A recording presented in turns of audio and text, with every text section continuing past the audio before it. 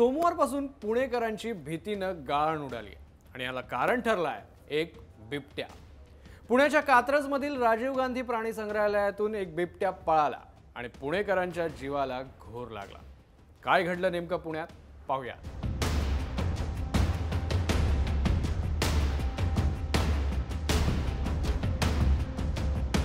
कर्नाटकातील हंपीमधून 3 महिन्यांपूर्वी एक बिबट्या राजीव गांधी प्राणी संग्रहालयात आला। हा 8 वर्षांचा बिबट्या विलगीकरणात होता। या प्राणी संग्रहालयात एकूण 4 बिबट्या आहेत, 3 मादी, 1 नर बिबट्या आणि याच नर बिबट्यानं सोमवारी पिंजऱ्यातून पळ काढला। बिबट्या पिंजऱ्यातून पळाला ही बातमी वाऱ्यासारखी पसरली, पण या बातमीमुळे कात्रज परिसरात राहणाऱ्या नागरिकांमध्ये भीतीचं वातावरण तयार झालं। काही धाडसी नागरिकांनी प्राणी संग्रहालयाच्या आवारात गर्दीही केली, पण वन विभागानं ही गर्दी पांगवली। दुसरीकडे बिबट्याला पकडण्यासाठी रेस्क्यू टीमकडून प्रयत्न सुरू झाले।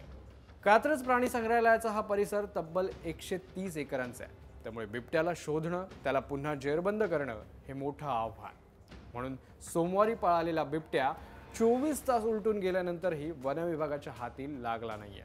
याच दरम्यान सोमवारी रात्री एका सीसीटीव्ही कॅमेऱ्यात हा बिबट्या दिसला। बिबट्या मुक्त संचार करत असल्यानं तो हल्ला करण्याची शक्यता नाकारता येत नाही, त्यामुळे जोपर्यंत बिबट्या सापडत नाही तोपर्यंत प्राणी संग्रहालय बंद ठेवण्याचा निर्णय घेण्यात आलाय।